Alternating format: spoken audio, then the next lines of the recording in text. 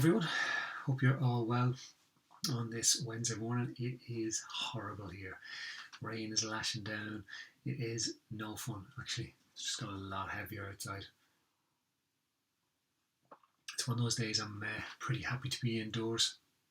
Hopefully I can stay indoors as much as possible. It is so wet. Anyway, I hope you guys have had a good week. It's been pretty busy here in Help Me to Parent HQ.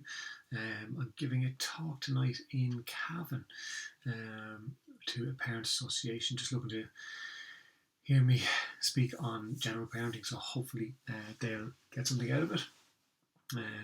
This year has been an exceptionally good year for talks across the country, and it's been fun. I like doing the kind of parenting talks because it's great to see the interaction with parents, and you get to actually see them start to formulate new ways of working, which is why we do this. It's so important.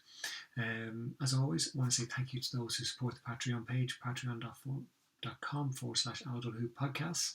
It does make a difference, so please, if you can give us €1 or a couple of euro a month, that would make a huge difference. It really, really does. So I really appreciate it. So today we've got a couple of questions. Have I anything else to let you know? Yes, our resilience course went really well online, so keep an eye out. We're going to be putting our courses up by the end of the month for next year. Some of those will be online as well. Our 2 parenting courses at the weekend went really well, at parenting and parenting after separation and divorce. So it was great fun, and as always, I really enjoyed it. So let's get into it today. We have 2 questions, but they're good ones. Well, hopefully they're good ones. They're challenging ones for me anyway. So first up, myself and my husband have been having a lot of difficulty over the last year or so. I think we're getting to the point where maybe we should separate, but we haven't really spoken about it. We have 2 small boys, and I'm worried about Christmas. Like all kids, they love Christmas, and just because me and their dad are going through a rough time, I want them to have the best possible Christmas they can. I think we can put things aside for them, but what I struggle with is the extra family stuff.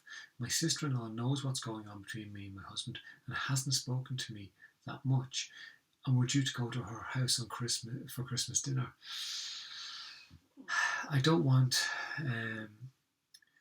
an atmosphere, as it will most likely turn into an argument between me and my husband, and I don't want that, especially on Christmas Day. Is there anything we can do to get through this easier on all of us? Wow.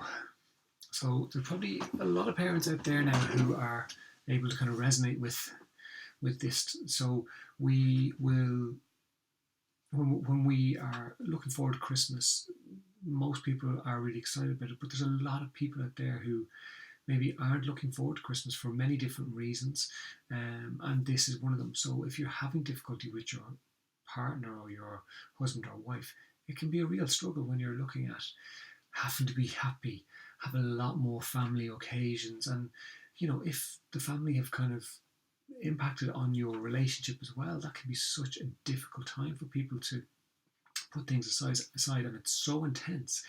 Like if we kind of forget that Christmas is such a small moment of time for a lot of people, where it's maybe a few days.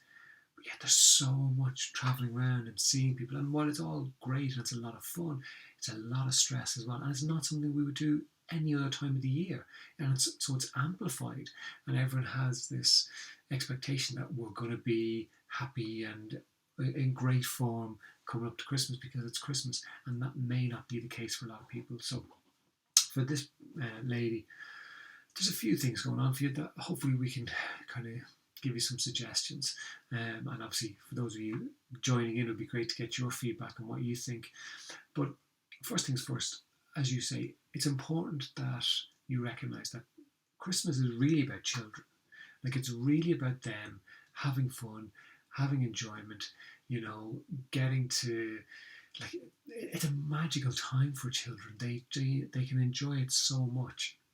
And if we keep that as the centre figure of, okay, I can't control what other people do, so for you, you can't do anything about how your husband reacts to things.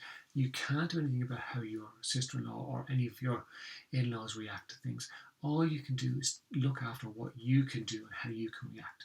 And if you try as best as possible to keep the focus on your children, so whatever I'm doing this Christmas, they are the most important people, and I'm going to make it as good a Christmas as I can for them, and try to separate that other people can get in the way of that or try to obstruct it or actually, do the complete opposite of what you're doing, but as best as you can try and keep them as the main focus.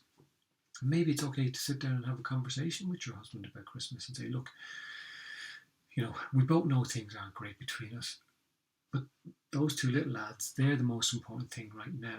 I'm not saying that you're going to be out of line or I'm going to be out of line. I'm just saying that let's work together for them, because you create these kids together. So I'm assuming that at some point you fell in love and you have some nice memories of times with your with your husband. So hopefully that's still there, and maybe if you can both have that conversation to tap into it and say, look, we may face kind of stresses from outside. There may be stresses from my family, there may be stresses from your family that we both individually struggle with, but if we can just keep the focus on the lads, let's try and make it the best Christmas for them, and we can deal with whatever we have to deal with ourselves. Now, I don't know if you have that relationship with your husband right now, but you're obviously still together technically, like still living in the house together. So I'm assuming there is some sort of communication going on between you. So maybe it's about having that conversation to see, can he do it? He might not. And he may say, no, to hell with you. I'm not going to make this easy for you. That could be where your relationship is.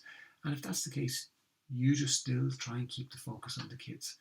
And get support for yourself. If you need some support to manage the situation where you are facing kind of confrontation from your partner, maybe it's okay to go and spend time with your friends or seek out a counsellor or a therapist. Now, I know you're not going to get them on Christmas Day. If you do, that's a hell of a therapist or a counsellor. But even using your friends and your own family for a bit of support, have you told anyone about what's going on for you? Can you have a conversation with them and say, look, I need your support right now because he's been obstructive about looking at trying to keep the focus on the kids. So if I vent, if I bring you up last minute and say, look, can you come and meet me, or can we go grab a drink or a cup of coffee? Can you just do it?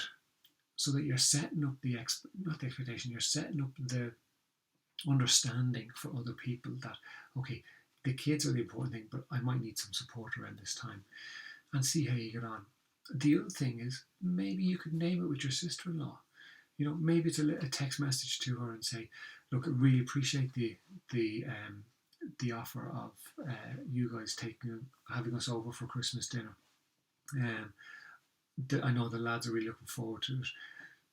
Maybe it's okay to name it with her in terms of, look, I know things haven't been great between us, but I'm really hoping that we can kind of just get on with it so that we can all enjoy Christmas. And again, I really appreciate you taking us in, even if you can't stand her, even if she's been the most obnoxious person in the world.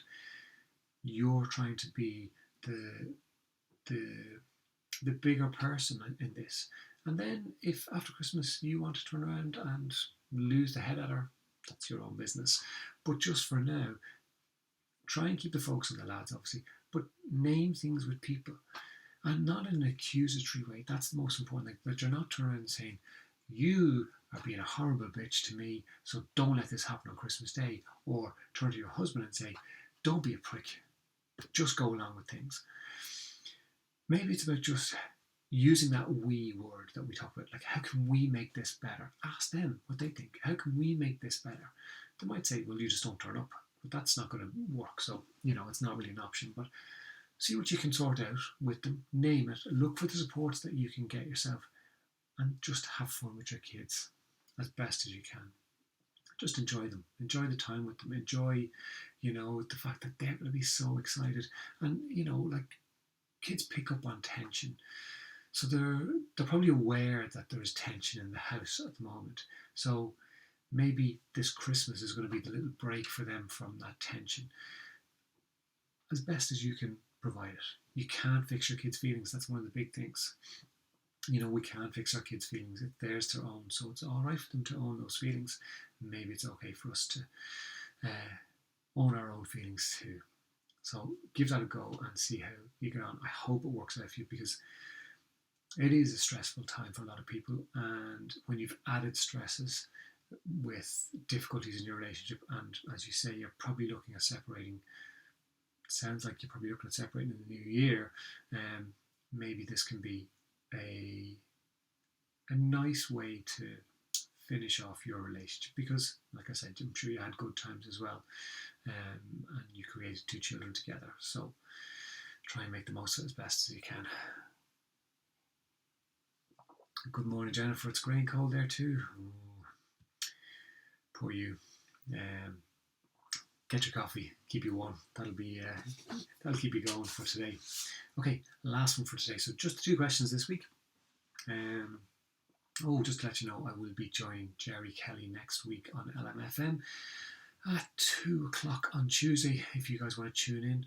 I'm not quite sure what Jerry wants to talk about. I'm sure he's got tons of questions from listeners that he'll fire over to me. Maybe it might be a Christmas special one.